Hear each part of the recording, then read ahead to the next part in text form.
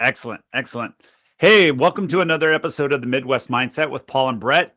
As always, I'm Paul Tyson, and next to me is my good friend, Brett Garshinsky. What's going Brett on, Garshinsky. man? Good morning, Brett. How are you? I'm good. I cannot complain at all. Good. Yeah, Good. buddy. Good. It's good to see you yesterday.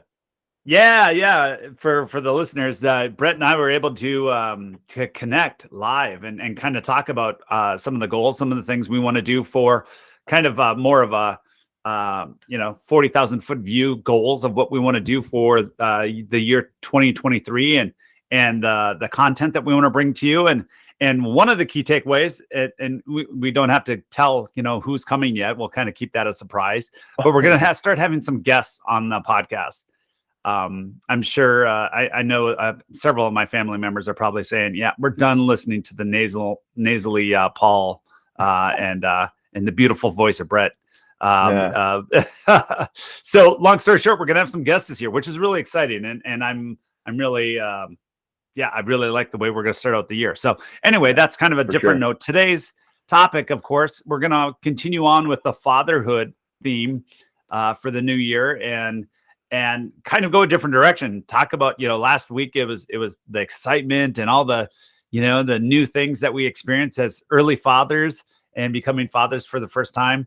To today's topic is what boneheaded mistakes did Paul or Brett make when we were, through, to where we are now, right? So go ahead. What are your thoughts, Brett? Or what were you I agree. Beginning of the year here, it's going to be fun to have another father on. In the soon, near, not so near future, or near future, sure. I should say, in the very near future. And I asked him some questions about his experience and that type of thing. So I've been starting to brainstorm questions to ask because I learned from you. I learned from him a lot as well. I learned from just a lot of different people, right? You can observe and learn. You just asking questions and being curious, like we always talk about. Right. I'm excited. Fatherhood, I didn't realize how much I was going to enjoy it. And I even asked myself the question, like, did I always know I wanted to be a dad? And I don't think I knew.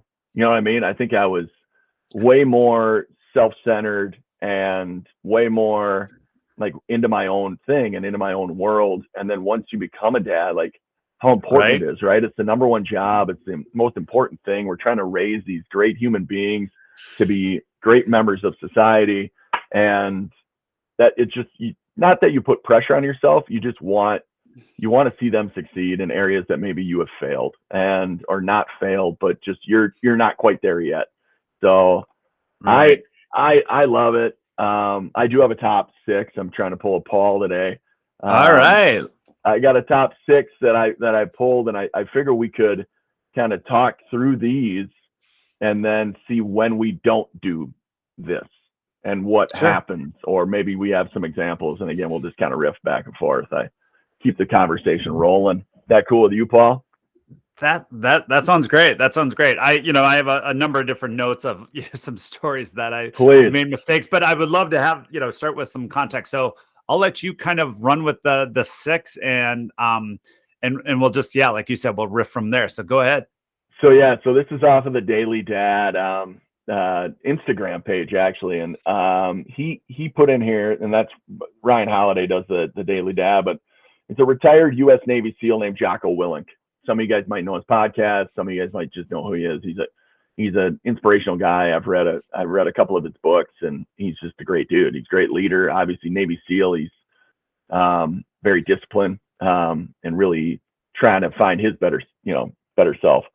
So number one, his whole concept is good, right? He's the Navy SEAL guy that something goes wrong, his first reaction is good. Now we know what to do, right? We've referenced him a number of times. Awesome. It's so funny you mentioned that this list is from him because I follow him on social media, and for the last 13 days now in January, he takes a picture of when he wakes up in the morning, and every morning it's 4:30. And so today I was up before him, so I was pretty pumped. Oh, that's good. Yeah, I couldn't imagine having this guy as my dad. I mean, I literally, like, whatever he would say, I'd probably just be like, yep, Sounds good, Dad. Right. Sure. Yes, may I have another? Yes. Yeah, sure. Well, the first thing he's got on his list is you have to teach your children to be accountable for their actions. You have to teach them to be accountable for their actions. Now, having younger kids, you know, we've got this like short period of time where we can build a foundation. So it's for me with this one, you know, if you stay up too late, maybe you're not going to be able to get up early. I mean, the only one I can think of, and you can jump in with a story first if you want, Paul. Do you have one where kids haven't been accountable for their actions in your family? Well, it's interesting. I do have a story, and because I think it does change too. And we've talked about this numerous times that, you know, as kids age, because when they're young, they're still developing. We're still trying to set kind of the boundaries and letting them know kind of what those boundaries are in a healthy way. And I think you do, and you've referenced it numerous times on as they get older.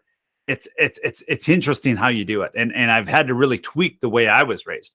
I mean, till the day I left the house, my dad was in the Army.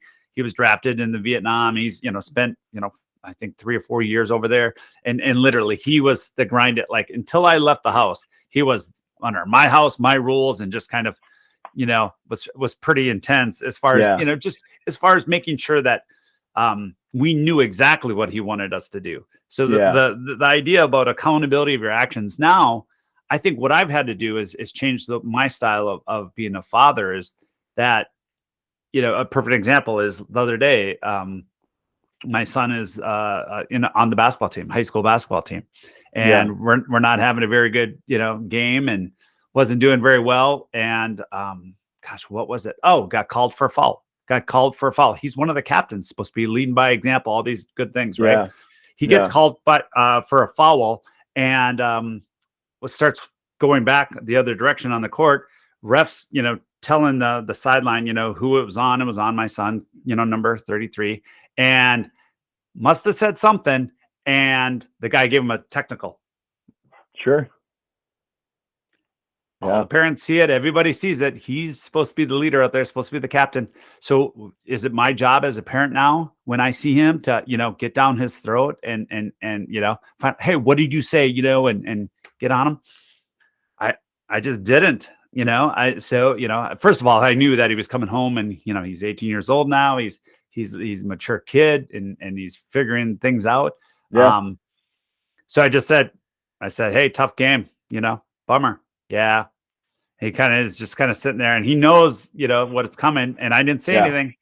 And he's like, all I said is that, was I moving my feet? Because they had some agreement. I'm like, whether you did or not, you got a technical. And how do you think that, you know, and so it changed. I didn't do my initial reaction as I was taught kind of by my father. And I was, for that little period of time, I was proud of myself. So accountable for their actions, absolutely. But how we do it, I think, matters. I don't know. What are your thoughts? Well, I mean, my initial thoughts, just looking at it from my view, is like, well, it sounds like the ref did that job for you. You know, it's like, oh, right. Isn't that even better when someone else can kind of just set, great, I don't have to coach you. You know, like the ref, there it was, immediate, you know, accountability for your actions. There it is. Good point. Yeah. I guess I was going too far in this story, but you're right. Yeah. But I have done it, and I you know, it's like I will pile on, and it's like we don't, you know, and I get talking, and I talk, and my wife's like, no, dude, he's got it.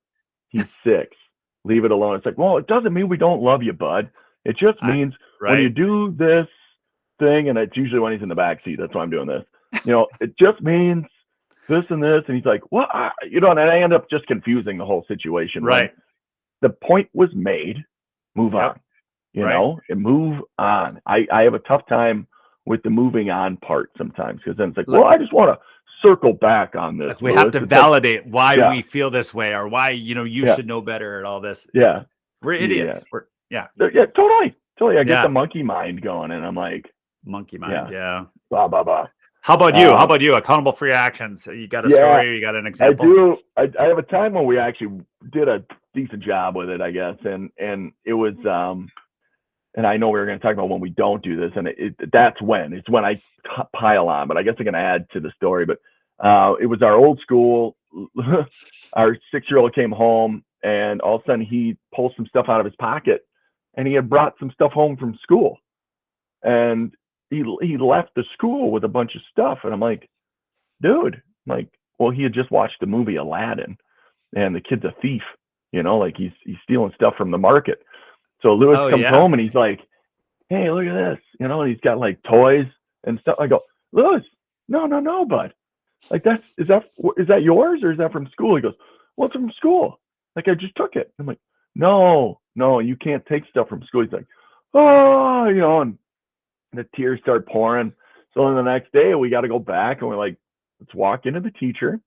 Lewis, what do you have? And he's just kind of hiding behind me, and he starts pulling the stuff out of his bag and his pockets, and he goes like this, and they walk him in, and it's like, we'll take care of it. I'm like, perfect, thanks a lot. Awesome. Leave the room. But it's like a small thing, right? It's not like he's stealing cigarettes from the gas station or yet, right, or something like that. Right. But you know what I mean? Bubble gum. I do. Well, that's why I was gonna say better he did it at school than at the convenience store like I did. I put a pack of gum in my pocket, not thinking I didn't have enough hands. I'm like, well, hang on, I'll throw that in my pocket. I walked out with it, and I'm like, oh crap, you know what I mean, and had to do that. So much better that it was at a school. Good story. I told you the story when I was 14, 15. We biked over to the fireworks stand and just snagged a few, and the lady caught us, and then that was immediate holy buckets, and she didn't call my parents, and we learned our lesson, so it was got lucky there. But that's just kind of hold them accountable, I suppose, at the beginning. But otherwise I usually pile on to those types of things, and I'm like, you gotta learn your lesson. It's like 5 years old, he's gonna make mistakes, so yep. All right, I'm gonna move on. You good? Sounds good. Yeah, I'm good. You gotta let them experience failure. Which is okay, this one's good. Yeah. You got one of your stories off the bat there, Paul? No? I'll let you go first here.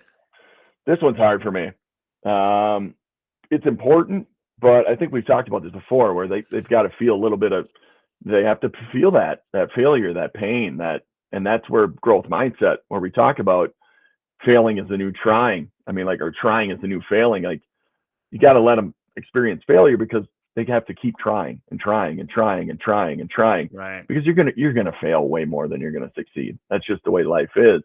But I don't like seeing when my daughter is trying to butter like a waffle even, and she's just can't do it and can't do it and can't do it, and I just sit there and go, just give me it, I'm gonna do it, okay, I'll get it, nice job.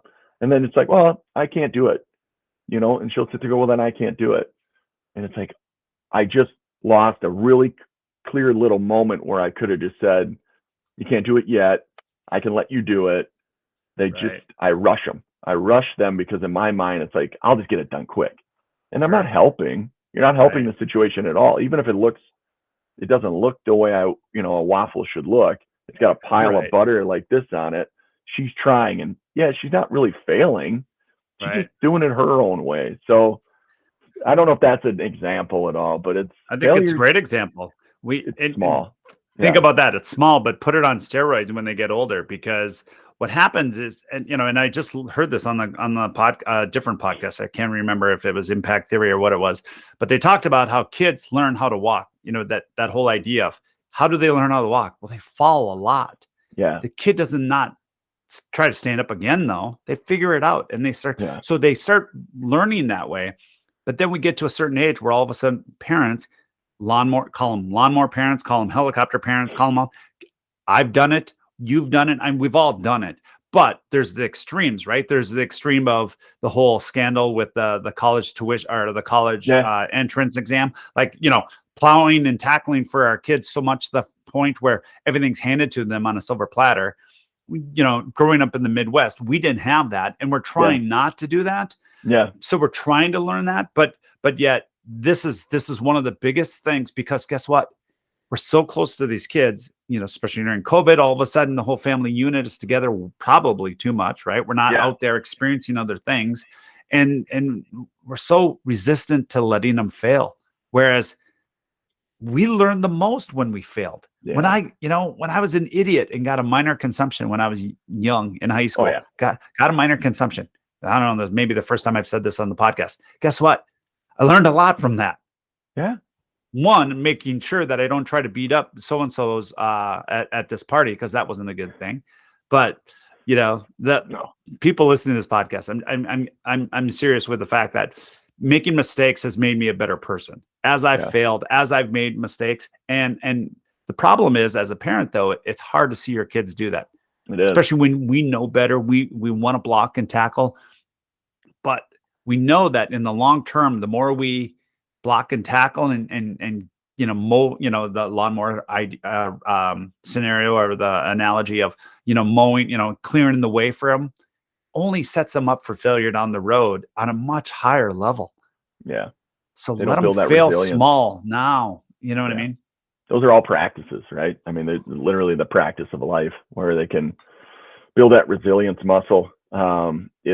It's hard though, isn't it? It's super hard. It's super hard. I can't think of like a clear example I had when I just lost it, but the failure piece. It's just huge. I mean, and I even look at like schools. Like you and I talked about this yesterday. I wasn't a good student. I wasn't a good student at all. Right. I was reading some quotes though. Like last night, Charlie Munger turned 99. And somebody put 99 quotes on an Instagram page, and one of them was just, I've seen many people who, and you and I talked about this as well, that weren't good in school, but they became obsessive learners, like learning their whole life. And that's school. I mean, you're going to learn just because you maybe got a C when you're in high school doesn't mean you're not going to be successful as you get older, because you will. You got to be on a learning curve. Some people are down here. Some people are up here. Some people are book smart. People are all different. But if we become okay with failure, then that's, I think that's better. Who cares if you get an F as long as you tried? And I think that's what a lot of teachers want. They just want they want the kid to try. And and I think schools have gotten better at that too now, right? They're starting, and there's plenty of parents listening to this right now. They're saying, they're getting credit for just doing the work. Right? I had to do all but they're getting smarter, right? They realize that, the kid's not dumb. He just doesn't love the format of the way the structure of the school might be. I mean, like you said, you and I didn't get good grades. Turned out to be, very successful in our careers. Very good looking. We're both very good looking. Extremely handsome. No, I'm just good. But I mean, all of this, like, you know what I mean? So we've learned through this process. So experience failure. I like it. Gotta fail. That's the learning. That's where you learn. You have to teach them that what they do today has long-term effects on their lives. Short-term versus long-term. How do you teach that though? I mean, because the immediate gratification is everywhere. Right. Everywhere. I mean, how do you teach them that what they're doing now is going to matter in 10 years? I think it goes, I think this goes 100% back to what we've always talked about. Caught versus taught. I truly believe, that I can't tell them that eating healthy is going to make them, feel better today. You know what I mean? Because guess what? It's more fun to go have ice cream. And guess what? There's a part of me that's like, as a kid, go have ice cream. I'm not quite lactose intolerant, but now I am. Guess what? I used to love to eat ice cream. Now I can't. Or I choose not to because it messes my stomach up. Right. So part of me is showing a good example, showing good habits, and then hopefully they pick up on it. But here's the other piece of this though, is that they're learning in a safe environment, right? Like if they're going to make mistakes, fine. They're going to make mistakes, but guess what? We're here and they have representation. Make them stronger for moving forward. So teach them good habits. And I think it's more caught than taught. I think you're totally right. I think long-term, it's all we have is our choices, right? I mean, so if you make those good choices day to day to day to day and be disciplined, your kids are going to see that. And that's where that long-term piece comes in. That's a great way to put it, is that it's those short-term choices are gonna benefit you in the long term. And it's hard though to teach them that when they're 6 or 3, like my kids, They're not thinking about high school. I sure as hell hope they're not thinking about college or whatever they want to do, start a business. Right. No. Our job now is to get them the skills. Yeah.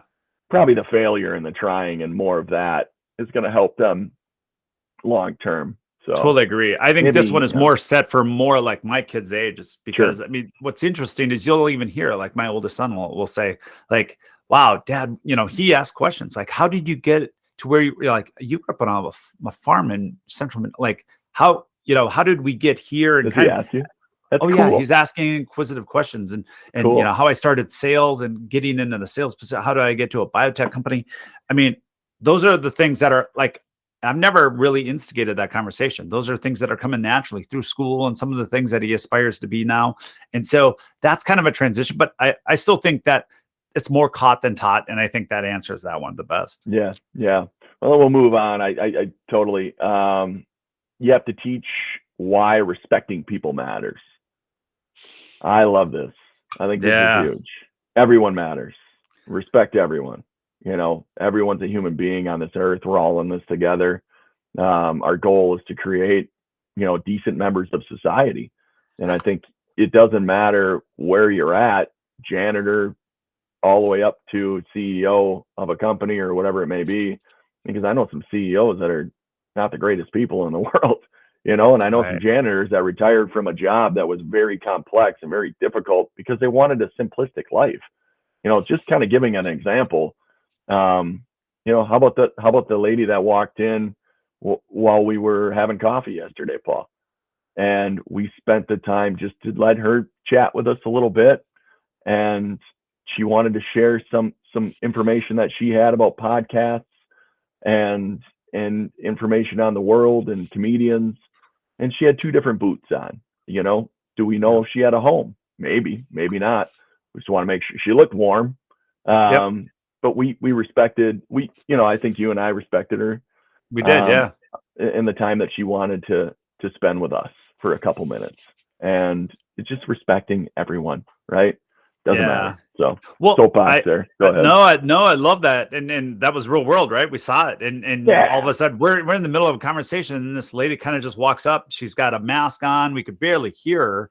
And she's got 2 different kind of boots on and very pleasant, very nice. And here's the thing. Have you ever had that happen with a scenario like that when your kids were with you? Oh gosh. Yeah. Whenever we're down in the neighborhood, really. I mean, like people are kind of always walking around. So sure. Yeah. And that's exactly what I'm getting at, is that those are the moments that, a lot of times like you said, I would be like, did you see what happened there? This is what happened. And I respected them. Like, just let it happen. And the kids will figure it out. They'll see that Dad's not a jerk, because there's plenty of times, like I'll never forget my scenario. And I think I might've said this already once, is that we're watching a Vikings game at my house. We have all these people over, and I had somebody new was in the crowd of people that were over. And I kind of get into my old routine of who I used to be, like always shouting at the refs, doing this, I'm like, I wasn't showing very good respect. Now, emotional, and we're having fun and good nature and stuff like that. But once again, I have a choice every time those opportunities come up, right? I can continue to be that person and laugh it off, and not think that my reaction or the things I say matter, or I could say, hey, I want to choose to show up a little differently. So I'm a work in progress, right? I haven't figured it all out yet, right? No, we're all learning, right? I mean, I pull up to the stop and go light in our neighborhood, and there's usually I was going to say there's usually that too. There's usually a homeless guy or girl standing there, and Lewis like, give him money. Like, I can't give him money every time, Lewis. And whenever I do, I'm like, go get some food. And Lewis will say, why you keep saying that? I'm like, because I don't know what they're going to do with this money, Lewis. I'd prefer to just give them food. And that's why I try and keep snacks in the car. It's like, here's a snack. Here's a snack. Like, there you go. Why are you giving them food? Well, because I want them to just eat instead of spend it on something else that we'll talk about another day. Right. We'll have a conversation a different time. But I love that. And I think that goes back to the commercial once again. Somebody sees somebody open a door for somebody else. That the ripple effect of that idea with that commercial. I think with kids, being a parent, it's one of those things that we can definitely do. That's something we can pass on to them very organically and show them that respecting other people matters. Yep. Totally.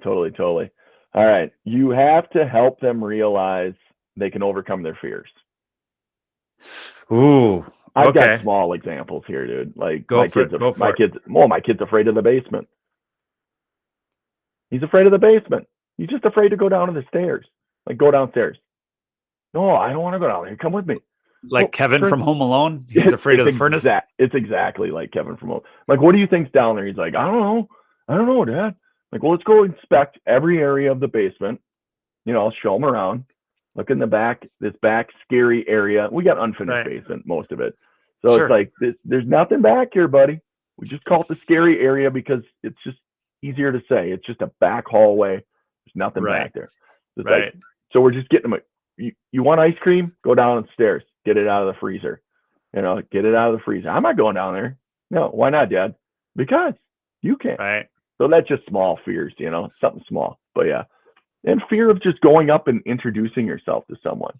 Trying to get them to order their food while they're sitting at a table. We have them. You got to order your food. You want something? Order it. Well, I don't want to talk to them. No, just go ahead. They're human beings. Go ahead. Yep. That's just small little things. Examples? I don't. Well, I think that's where it starts, and you get them into a pattern or a habit of overcoming those small fears because some of the things only become bigger, right? As a parent, think about the fears and the anxiety that we had to overcome, right? Like we talked about at our last podcast. But as the kids get older, the fears and anxiety just become a little bit more heavy. Yeah. And so what I've used to try to help out with that is tell stories of where I've overcome something. You know what I mean? Yeah. You know what I mean? Like, hey, I've once was in that same scenario. You know what I mean? Like not making the football team, not making, the chess club, no, let's be honest. I wasn't good enough at chess but you know what I mean? Just overcoming whatever the fear and whatever the story is you're telling yourself in your head that I can't do this or people don't, believe this or whatever. It's just, I try to share like a real story. And of course, that's great.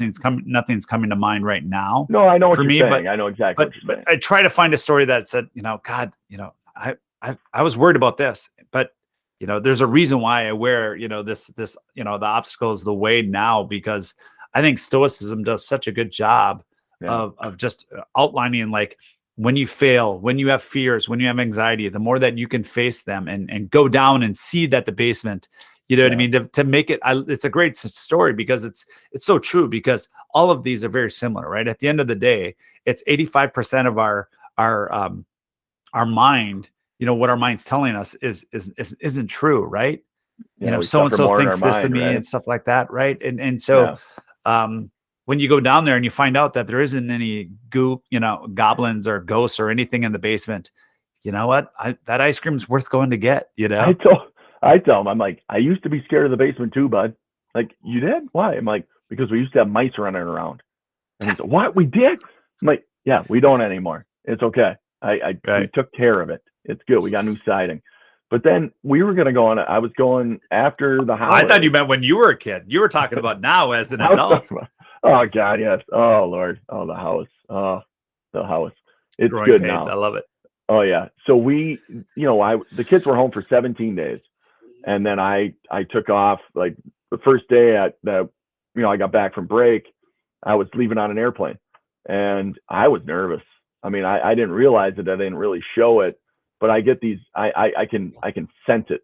I can sense it when I start to get that anxiety. It starts feeling in my stomach. And I tell Lewis, I'm like, and Greta's not quite there yet to understand, but I'm like, Dad's just a little nervous. He said, why are you nervous, Dad? I'm just a little kind of scared, maybe a little bit afraid of getting back into the world that, the working world, how things are going to go, because I've really enjoyed being with the family. And he's like, oh, okay. Sure. So yeah, like sharing your feelings, I think, is just such an important thing, where we weren't raised that way. I don't think we had the tools. The tools weren't out there for our parents and our parents' parents. So I'm glad we're able to. Yeah. No, I agree. That was part of the one thing I wanted to bring up. Like, I mentioned my dad earlier, and he did come from that background of kind of a military, or he was involved in the military. He wasn't really military the way he was raised by his father, but that's kind of how he knew how to handle like teenagers, because he wasn't good with teenagers. When we were little kids, he was great. And not that he wasn't a good dad when we were teenagers. He just didn't know how to communicate with them. So he communicated him in the only way he knew how. The story he has been told his whole life. You do this or else. You do this or else, and the military kind of pushed that through. And it's not to say that it was wrong. It was just his way. And so like we all say, like anybody that you talk to, a new father, new mother, like, hey, I just want to do this right. And I want to do it a little bit better maybe than the way I was. Or if it was great, maybe do it, as good as my dad or father or, mother did, for us. Yeah. That was a game changer for me when I realized, hey, my parents had the tools. They used the tools that they had to do the best that they could. And I think that can be, that self-awareness can be it. It was, at least, and not that I don't kind of go back sometimes, but it's a game changer when you can kind of drop any possible fake issues you have, even if they're or real issues. And I'm not saying people don't have pretty bad issues from when they were growing up. I know that. But once you can get past that and realize they hopefully assume positive intent, they were doing their best that they could. And that's what what they had for tools back then. What they have for tools. I hope my kids can look at it that way too. So sure. Well, we hope they do, because they're going to be listening to this podcast one day and they're going to be either laughing or throwing something at it. So, all right, what's the last one, man? What's the last one? Last one, buddy. Last one. I like this one. You have to let them be who they are, not who you want them to be. Whoa. Right? The loaded one. The one. Oh my gosh. I'll let you go first because mine's crazy. I have really, and I think this is why I'm not coaching this year. I think you and I talked about this. We did. And people are like, why aren't you coaching? Why aren't you coaching, man? You're big into hockey. Why aren't you coaching? I'm like, because I don't want them to play because I'm out there. It's not me. This isn't my choice. These are my kids' choices. If my first thing was like, man, if he's great at piano, I would love that. Right. If he's really into the arts, I would love that, because I think I would have been more into the arts if I would have been exposed to it. And I want to expose him to those types of things, the creative side. Let's see what he can really do. She can really do that I was unable to do. And let's watch them bloom, and let's watch them grow, and let's watch them do the things. Now, selfishly, this was before, and this has nothing to do with sports or anything. Before I was leaving for work after that 17 days of kind of hanging around, I'm like, I went up to our 6-year-old. I'm like, hey, I caught him while he came in from outside. We had all that great snow. I'm like, can we do a Lego? Like, you want to do a Lego? You're in for the night, right? And he's, it was like 5:30 or something. And he sits down. He's like, yeah, I'll do a Lego with you. So we start building this Lego. 5 minutes into the Lego, one of the neighbor kids comes over and's like, can Lewis play? I open the door. I'm like, no, he's in for the night. And I shut it, see you later, buddy. Good to see you. And Lewis, he comes up, he goes, who's that? I'm like, well, it's a neighbor, but you're in, right? He goes, no, I want to go back outside. I'm like, oh, dude, no, you're in. And my wife comes up to me. She goes, hey, your agenda is not his agenda, buddy. Like, let the kid go be a kid. And it's such a small thing, right? I know he's little. I know it's small, real. It is. So I sat on the couch like this and moped like a little baby, going, oh, my kid doesn't want to play with me. It's like, no, let your kid be a kid, buddy. Be a grown-up. Be a dad. And suck it up. So kind of a short little story, but we put our own things onto them. So yeah, we so do. And what I love about your stories is that they you're really kind, because you're saying, oh, they're so simple, afraid of the basement, all that stuff, but they're so applicable that they just become different issues as they get older, right? Right. Just a little bigger. This story about the playing with the neighbors is perfect. Your agenda versus your kids. My example, and I think I might have mentioned this, is that I was always the football guy. I was the president of the football boosters here in town. I was one of the 10th grade coaches, and my son comes to us, his junior, and says, I don't want to play football anymore. And we're like, excuse me? And through a little bit of a process and trying to, using some of that growth mindset, like, all right, what can I learn from this? How can I be curious? I learned that, God, this was 100% my agenda. not his. Yeah. Yeah. It was a Totally. big gut check, and really a healthy way for me to kind of sit back and say, what else am I pushing on my kids? You know Right. what I mean? And so it was a good gut check. So, Yeah. we say all this, to wrap this up, we say all this because we make mistakes, but there, the opportunity to learn and to change, the worst phrase in the human language is, this is the way, we're going to do it this way because we've always done it this way. That's such Yeah. bullshit. Like It is, man. literally, like the more that we can learn from our mistakes, the more that we can check ourselves too. And that's our own egos. That's our own, ways that we think we're stuck in, that we always Yeah. have to be right. Yeah. It's a tale of lies. So, keep challenging yourself, keep being curious, and keep learning. I absolutely love it. Well, you got a take home message for today or this week? I think the one thing that I would go back to is just this, fail falling forward. If that's the Yeah. one that would wrap up everything really well, is that, Yeah. what, making mistakes, whether it's your kids, whether it's you individually, as a parent, as a father, it's good. Jocko Yeah. Willink, good. Now what? Yeah. Now I know what not to do. I found out that he didn't want to play football. Good. Now I know what I can do. I can maybe get out of the way a little bit more. So be all right with failure. Embrace it. This book I'm reading right now would say the reversal of desire. So if you feel comfortable in this one space, if you feel good in that space, try to fight that space, try to fight out of that comfort zone, because a lot of times you're going the easiest route, instead of, like, it's a lot easier to be the helicopter parent, to block and tackle. Yep. It's a lot harder to let them fail. And I would say that's where we learn. So, fail falling forward is the only thing I would say. I absolutely love it. I'm going to keep my eyes open for times where they're possibly going to be able to fail.